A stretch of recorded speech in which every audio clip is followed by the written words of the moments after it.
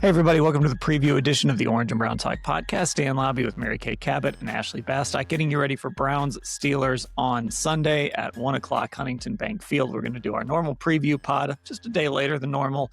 We'll give you storylines. Lance Reisland is going to give us a scouting report, and we will make our picks. So we're recording this. It's almost 1 o'clock here on Friday, so we don't know official statuses of like TJ Watt. We don't know all of the Browns statuses at this point. We also don't know if the Ravens lost on Saturday night, which is a key point here, because if they lose Saturday night, the Steelers clinch the division before they even play. Could that mean they play some backups, Mason Rudolph, all of that? So a lot that we don't know when we're recording this, but we're going to do it anyway. Mary Kay, give us a storyline for Sunday.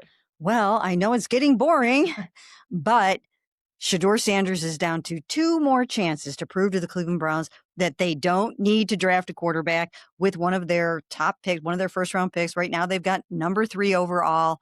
And if they continue to lose, they could end up with number 2. I don't even know if they could end up with number 1.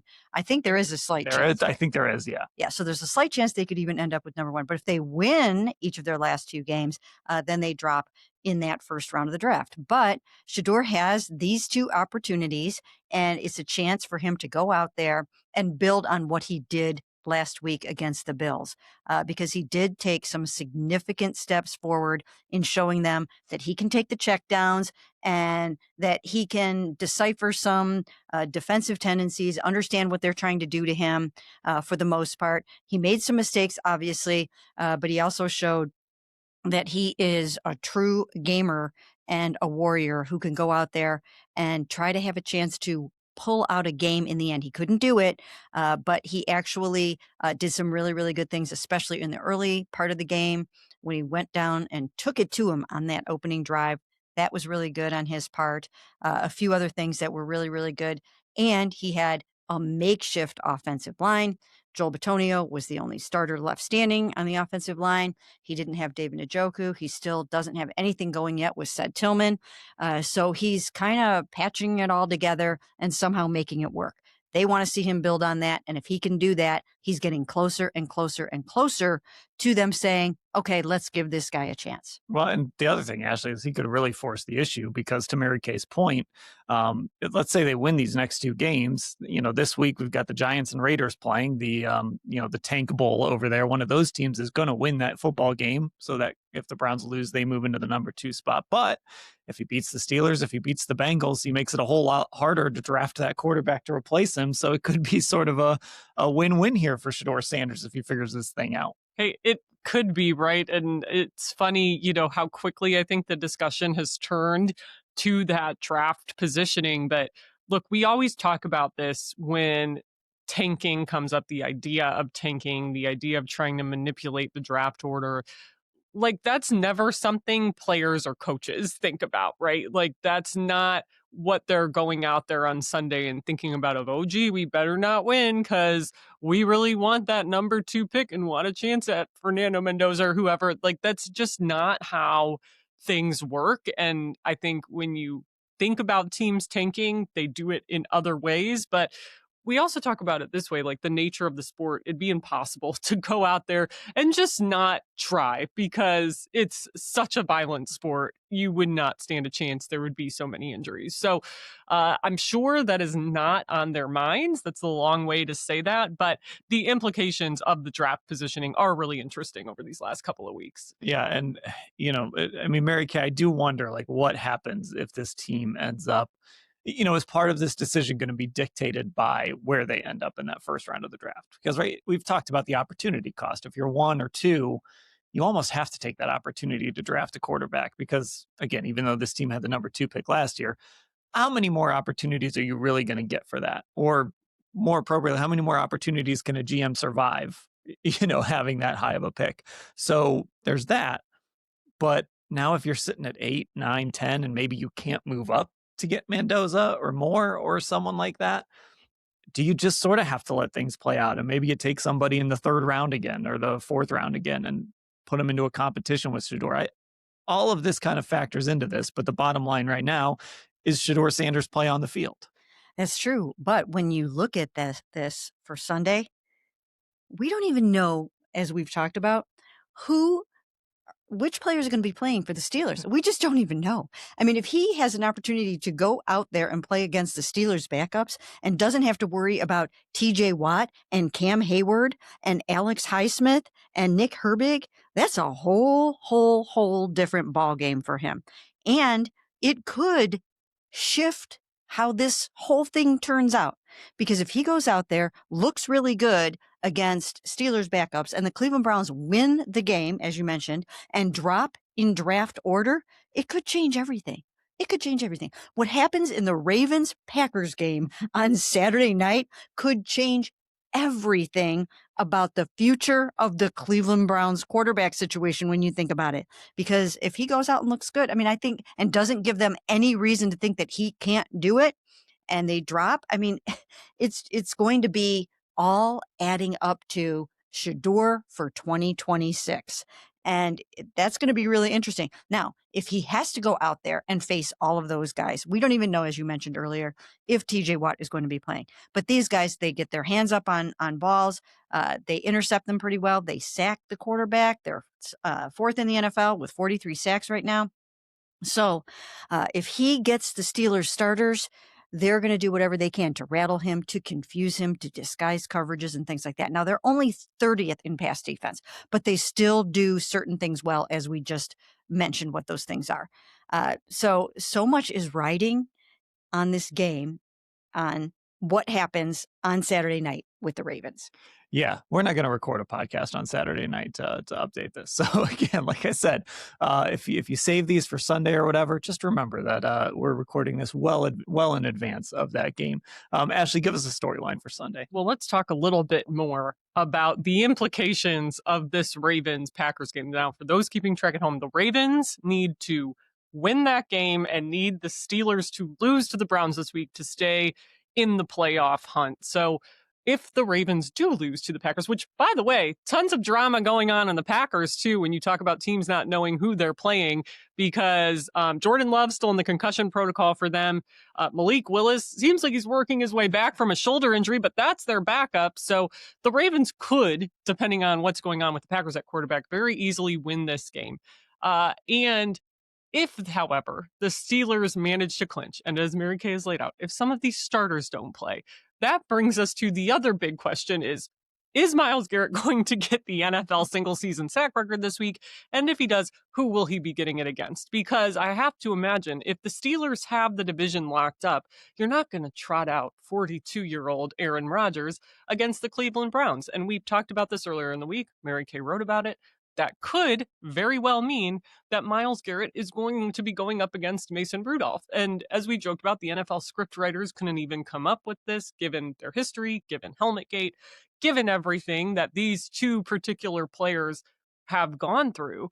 But there's also the technical element of it all, because Myles Garrett, Aaron Rodgers haven't played each other a ton. Only 2 games, 2021, the Christmas Day game in Green Bay, and their matchup in Pittsburgh earlier this year. Not a lot of chances for Myles Garrett, but he has never sacked Aaron Rodgers. Worth noting, Aaron Rodgers quick gamed the you-know-what out of this team the last time the Browns played them in Pittsburgh.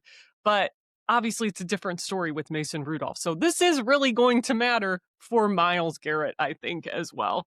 Yeah, it's interesting because I do think I think we're going to see Aaron Rodgers regardless on Sunday. Now, will we see him for 60 minutes? I don't know. If they clinch, just going through the week and preparing with Aaron Rodgers as your starter. And then this idea of, do you want to give all these guys 2 weeks off, right? Because then they would probably want to rest him week 18 regardless. Would you rather play him in this game? Would you rather play him against the Ravens? Like, there's a lot that goes into that. So I do feel like just because they aren't even going to know till Saturday night, we will see these starters. But do you see him for 60 minutes? And so then does Myles go sackless in the first half? And I don't know. I could be completely misreading that. Maybe Mike Tomlin has this plan B that, to Ashley's point, we're just sitting everybody now. But yeah, the Mason Rudolph thing, Mary Kay, is really, really interesting if Myles gets this sack record against Mason Rudolph. But you couldn't even, Ashley, even if there were script writers, I don't even think they could come up with this. You really could not make this up. You couldn't make up more drama for those two guys to be even more linked in history than they are right now. He's such a big part of Myles's story and Myles's legacy. Myles had to overcome the helmet incident, but he always said that he wasn't going to let it define him. And I do think that he did a very good job of that. He didn't go into some kind of tank over that. He rose above that for the most part, to the point where Mike Tomlin is speaking of him in glowing terms this week. I mean, glowing terms, right? And that was a very stressful time for both teams. There were fines, there were suspensions, there was money lost. I mean, it was a big, huge thing that happened. I'll never forget it. I will never forget sitting there and watching that happen. I mean, do you remember the moment? Yeah, I do, because a few of us saw it in real time. A few of us had to catch up because you're sitting there writing. Right. And I just happened to look up and see it happen in real time. And it was one of those, I didn't even tweet it right away because I'm like, I can't tweet that because I don't know if that even just happened. Like, I had to wait till I saw an actual replay of it. I know. It was almost surreal. Like, we couldn't believe our eyes. It was the most bizarre thing that I've ever seen happen on a football field. I've never seen anything like it. And it was quite an ordeal that went on and on and on after that for quite a long time. And it is going to be really, really something else if he has a chance to set that sack record, which could stand for a long time, if he gets a chance to do this against Mason Rudolph. It would just be absolutely bizarre.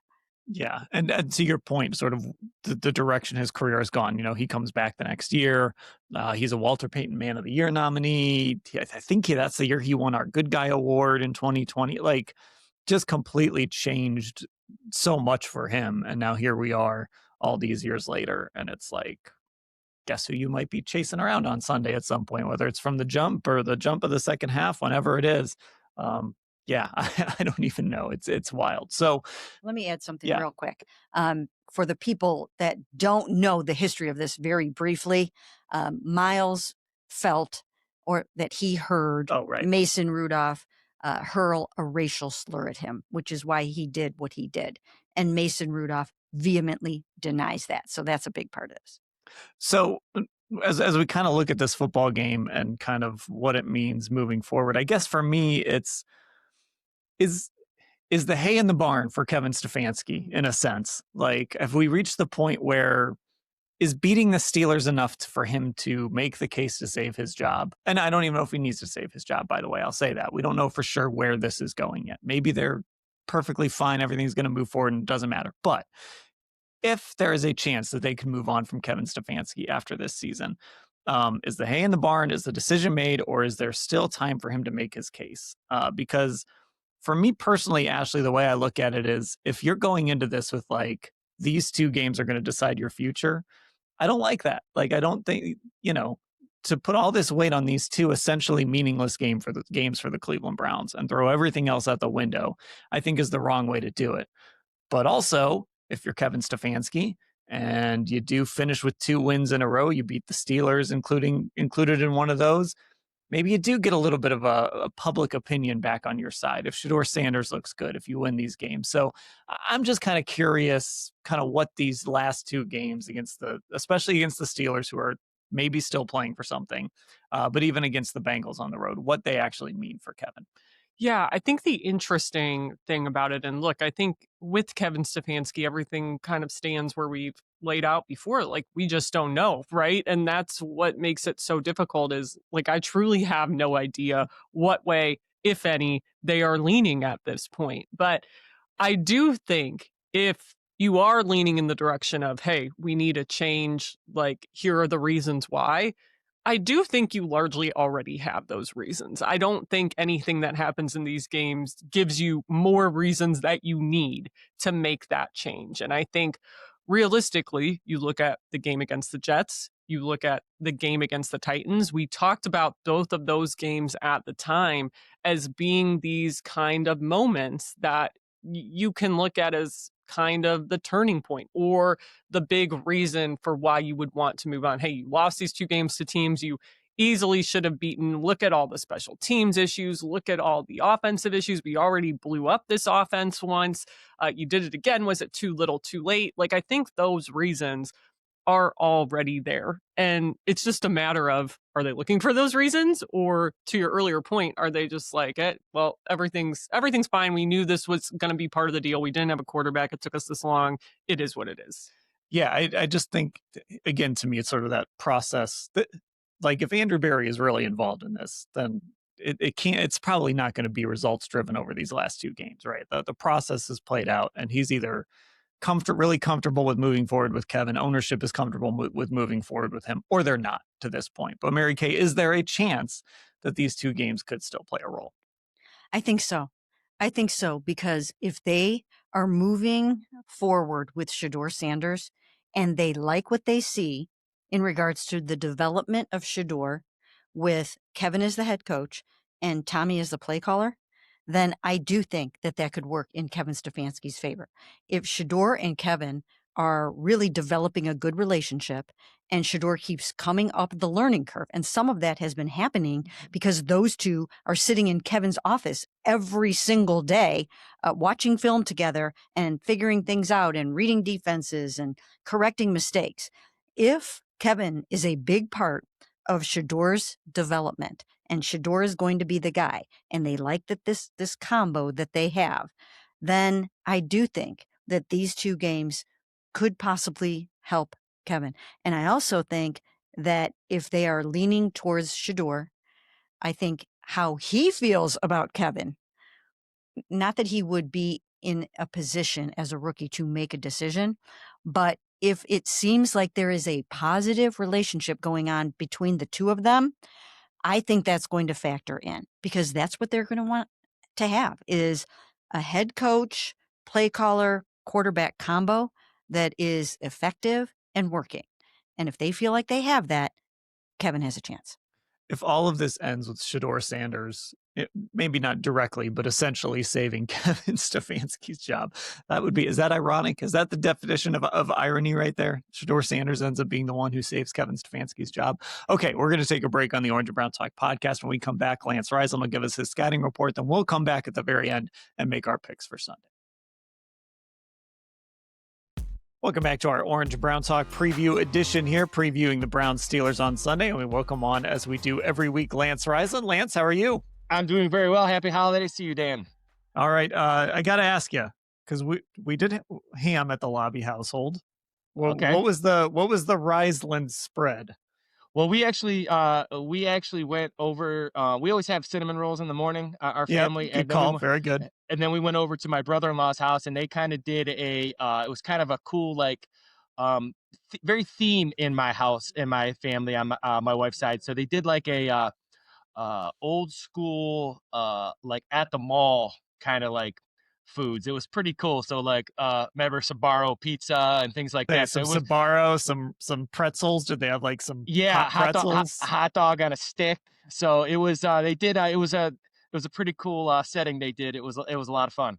I like that. That's a good idea. All right. Some of our I might steal that. Some of our podcast listeners should steal that. Yeah, no, it's great. My wife and my brother-in-law, they love that stuff. Nice. All right, let's talk some Pittsburgh Steelers football. Let's start with Aaron Rodgers. He's been playing really well recently. What are you seeing out of Rodgers? Well, what he does best is he gets rid of the ball quickly. So he processes, get rid of the ball quick. Now, it hurts him not having DK Metcalf. I'll tell you that, because he likes to get the ball out quick, and Metcalf does. It's kind of that get-out-of-jail-free card. So on slants, hitches, quick outs, Metcalf is a really hard cover because he's great vertically, but he's also really good run after catch. Hey, he's one of the few guys that, like, he has, like, slot ability, even at his size. The ability to run after catch and at the catch point and all. So my three ways to grade receivers, he's really good at all three. So not having him hurts. They don't have that now. Austin's okay. Valdez Scan's okay. Adam Thielen's okay. They lost Broderick Jones at the tackle. That's not helpful for them. But what Aaron Rodgers does really good, he's seeing the defense quickly and get rid of the ball, which makes it tough on the Browns because the Browns are in man all the time. So he'll get rid of the ball quickly because he'll know what matchup he likes against the Browns, and that's what makes him so hard to sack in this short scheme. So let's spend a little more time on DK, because obviously we talk about this team's shortcomings at receiver so often, but really after DK, they don't have quite as much. They certainly don't have like a true somebody who can step into that number one role with him out. So what does this receiving core look like without DK? And also, we don't know the status of Calvin Austin yet either with that hamstring injury. Well, I think for them, getting Adam Thielen was huge because he'll be in the right spot. Now he has trouble he's not going to be a run after catch guy, but I don't know. They're going to be very methodical on offense. They're going to run the ball. They're going to use those tight ends. They love the tight ends, but the receiving core itself, like you said, Austin, he's okay. Ben Square, the big kid out of dirt, he's long, so he can make some plays in the red zone, but they struggle after DK Metcalf, especially run after catch. So there won't be a lot of run after catch. It'll be very methodical. I think they're going to try to run at the Browns, to go in those big formations. They'll get a lot of 12 and 13 personnel. They'll also bring in an extra tackle. Now, losing Broderick Jones, that hurts them because bringing the next guy in, that makes it tough. But they got Washington, who's 300 pounds. So I think they're going to physically try to shorten the game. It depends on what happens. You could see a totally different team if the Ravens, depending on what the Ravens do on Saturday. So it's going to be very interesting.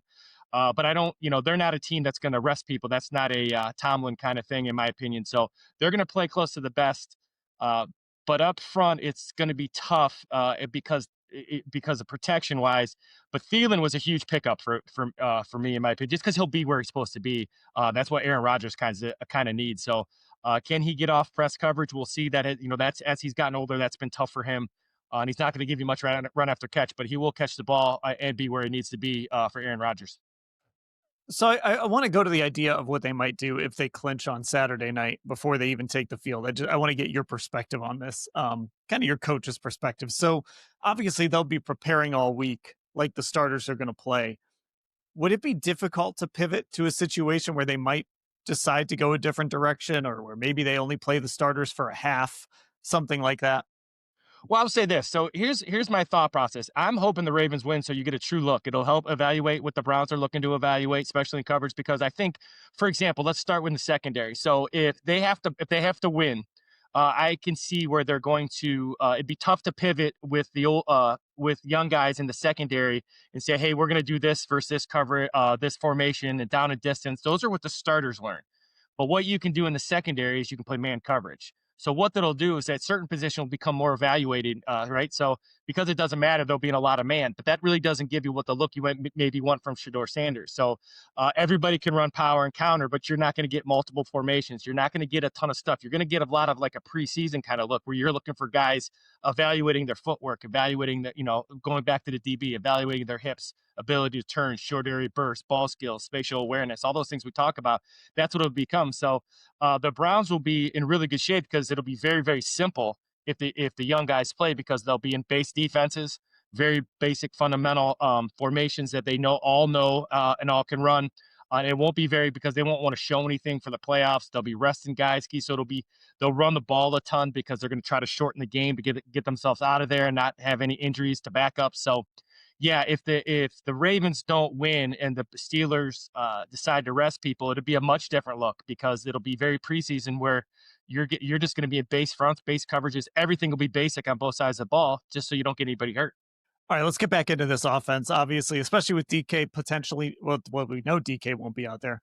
So especially with him not out there, you look at these two running backs. And I've always really liked Jaylen Warren. Of course, he had that big game against Detroit. Kenneth Gainwell's a guy I've always kind of liked him too. How does this team run the football? How do they attack on the ground, especially given the struggles that the Browns have had? Well, they'll do a nice job. Now they don't really run with the Browns. They're not a huge trapping team. They're very multiple. They like to do what Kevin does, so they'll run the weak side zone. Obviously I am also a Warren fan, and I like Gainwell when he was with the Eagles. Warren gives them he can catch the ball in the backfield, but he gets downhill really, really quick. And maybe the ceiling's at 8, but he's always at an 8. And that's really important for a running back. So he's always going to get you positive yards. They're going to try to run right. Their left tackle's hurt with Jones being out. So I think they're going to try to run right a bunch. And what they're going to do is they're going to get multiple tight end sets, and they're going to go that's really hurt the Browns, those overload looks where they have 3-4 big guys to a side, and then they're running basic duo where they're just trying to get multiple double teams and move people. And the Browns have really struggled with that. So where some teams try to kick them out and let them upfield, the Steelers are going to try to bully them, and they're going to try to bully them with double teams and duo and inside zone and gap schemes, and basically find ways to get doubles and multiple doubles with multiple like unbalanced looks, with multiple linemen, but then also Washington, who's 300 pounds, who's kind of a athletic lineman because he's all of 315 as well. Let's talk more about Washington. Like unbelievable. Like this to see this guy playing tight end. Just when you watch him on film, like how is he able to do this? Well, it's really amazing. So if you go just to think about a regular formation, so what it looks like is that if they're running the ball, it's really incredible because it's like they have a 3-man side, but it's like having a guard and 2 tackles over there. So you think about the power run game if you're going to be in an odd front. So you try to avoid those double teams by going to a different front. Well, you really can't do it against them if they're in a true tight end set. Then if they bring in Pete or somebody in this, they want to go unbalanced, and then they put him over there as well. So now you have a guard, 2 tackles, and him. So it's like having a guard and 3 tackles over there. But then if you put him inside and he's at 3 strong, now you got him matched up against a linebacker who he can beat with speed, or he's matched up against a DB who he beats with size and length. So he's really a tough matchup, and he gives them that with fire moves like that perfect 12 personnel where they can be totally power or they can spread you out a little bit too. He can actually be multiple in his formations, what he does, how he does it. They're going to see what you get. And one of the things I used to love with Kevin Stefanski that they do very well over there too is, get in 12 and see what the defense comes in with, and then you adjust your call accordingly. So we'll see what happens, but he's a special, he's one of one in terms of he can help on Myles. Now you got 2 tackles on Myles. There's things that they could do that no one else can do.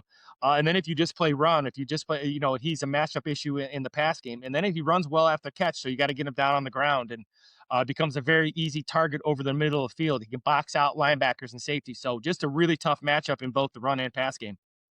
So you can pretty much say the same thing regarding the Steelers team for the last however many years. Defensively, what does this football team do really well? What kind of problems do they pose for the Browns? Now, we don't know if TJ Watt's going to play. It sort of seems like, I mean, he's been at practice all week, but I know he's not going to do media today, which kind of seems to tell me maybe he's not going to be back this week. But with or without Watt, what does this Steelers defense do? Well, it starts inside, right? You got Hayward, Keanu Benton, who you and I loved coming out, and then Harmon, the kid out of Oregon. So they're massive inside. So they're not going to create a lot of pressure inside. Hayward will occasionally, but they're going to play the line of scrimmage. They're going to 2-gap everything in that out front, and they're going to they're going to prevent you from running A and B gap. Then off the edge, even if he doesn't play, they got Jack Sawyer. They got lots of bodies out there. Highsmith. They got guys who can rush the passer from the edge in this odd front. So, and then they got, if you try to run the ball on the edge, they got Patrick Queen and Peyton Wilson. And I don't know if you know this, but I like that Wilson kid out of NC State. He's a pretty good.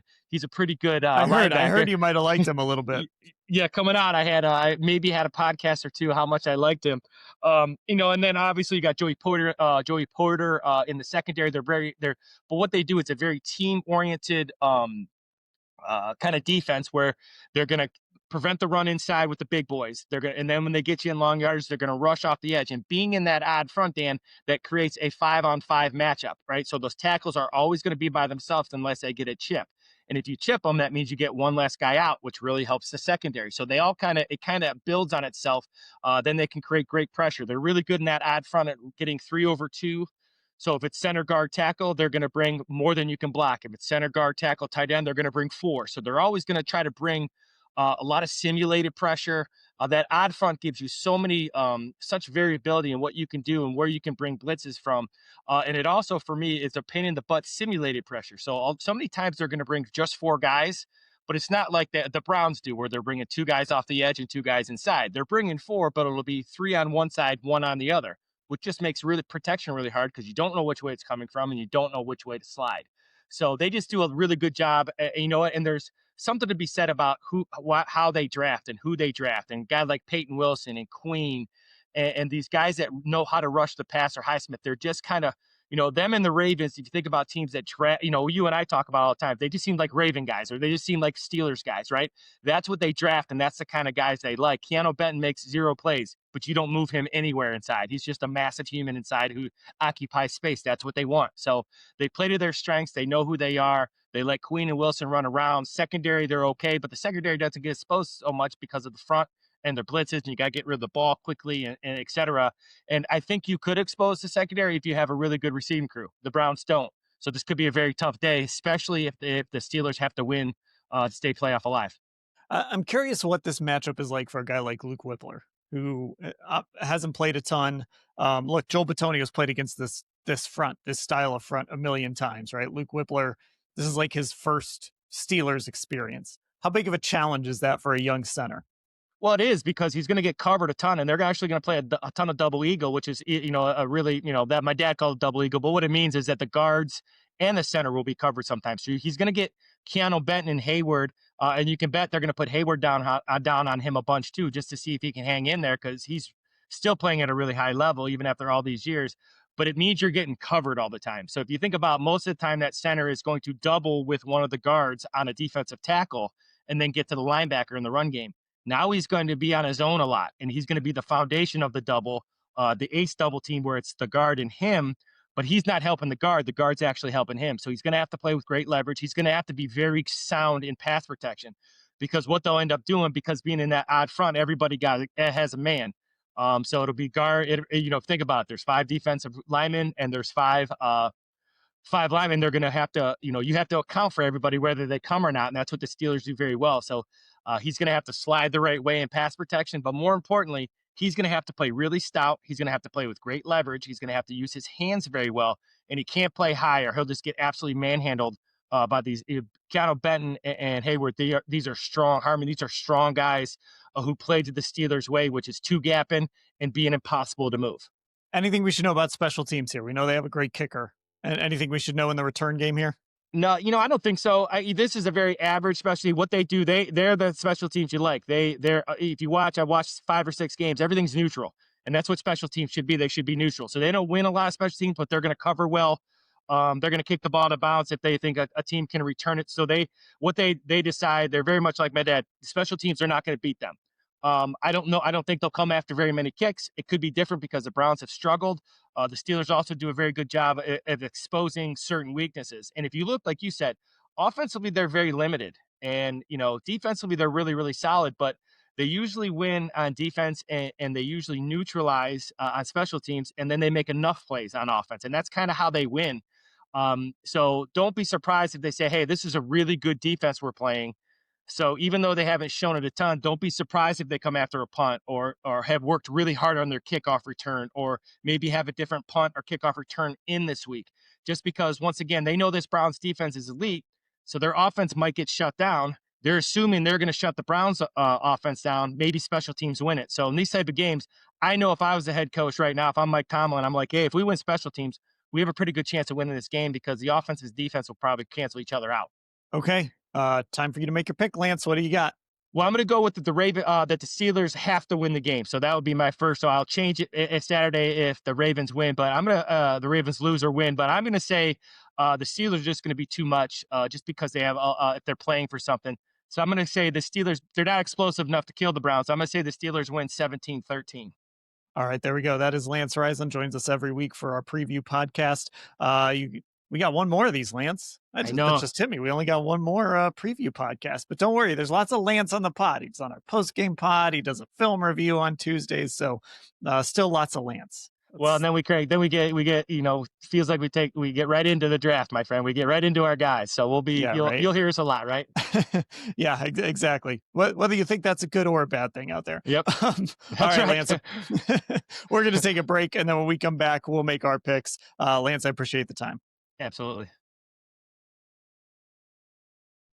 All right, welcome back to the Orange and Brown Talk podcast. Thanks to Lance Reisland for that scouting report. And here we go. It is picks time. And once again, I will just remind you, we don't know if the Ravens are going to win Saturday night. We actually, at this point, we don't know. I mean, this is normal. We normally record this on Thursday, but we don't know at this point if TJ Watt's going to play in this game. We don't know if the Steelers will play their backups if the Ravens clinch. So we have no idea what's going on. The only thing we do know is DK Metcalf is suspended from this football game. So maybe we'll make 2 picks each. Maybe we'll just make 1 pick. I will leave it up to you guys. Ashley, why don't you lead us off? Yeah, I'm going with 1 pick. Why not? It's easier to keep track of. And look, all these caveats, these things we don't know. It's a weird setup, right? But I think it's going to be a weird game anyway. And here's what I'm thinking about. I'm thinking about, are the Browns really going to go winless in this division? Look, this has not been a good football team. It is entirely possible. But I also know the Cleveland Browns that I have covered for 5 years, they typically will win a division game. No one is picking them to win. no one expects them to win.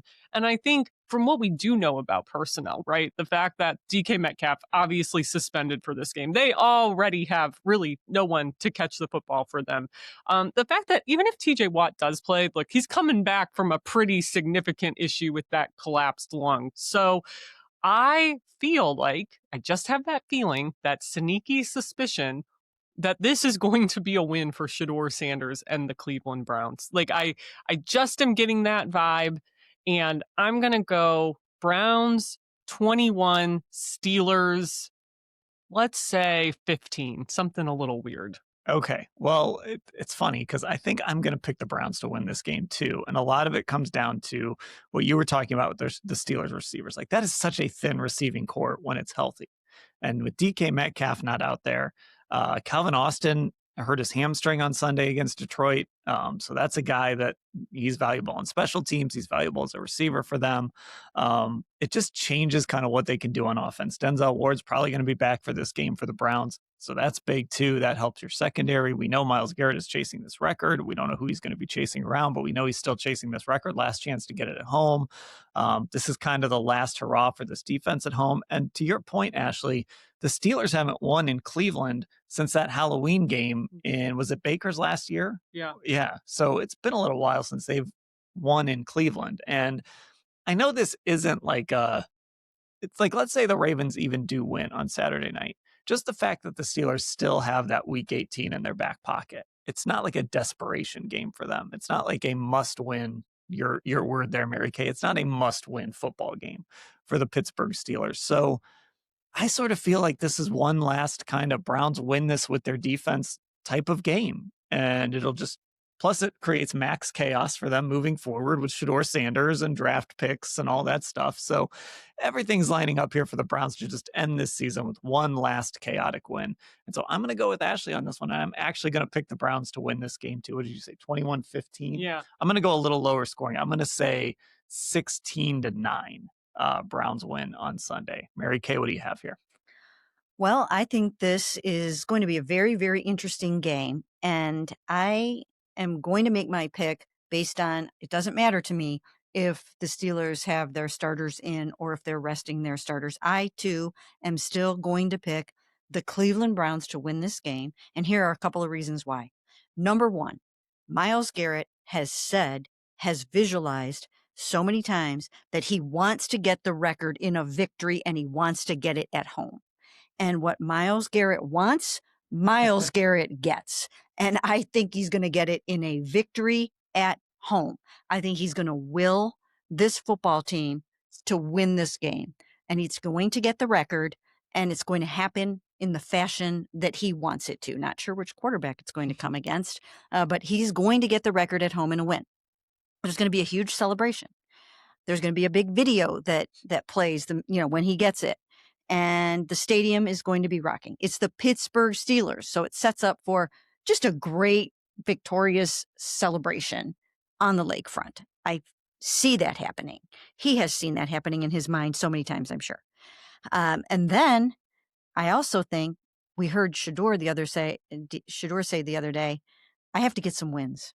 I have to get some wins. And I think he is going to be doing everything in his power to beat the Pittsburgh Steelers. He knows how important that is.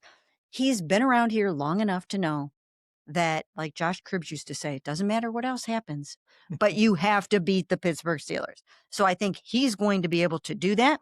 I think they have, the horsepower and the manpower to be able to do that. And I just think it's all going to come together, and the Browns are going to win this football game 20-17. I laughed a little when you said the stadium's going to be rocking, because I just wonder, is it going to be rocking with terrible towels, or is it? We'll see. There's a lot of Bills fans there on Sunday. Okay, we're going to wrap up our preview podcast there because it seems like somebody might need this studio that we're in right now anyway.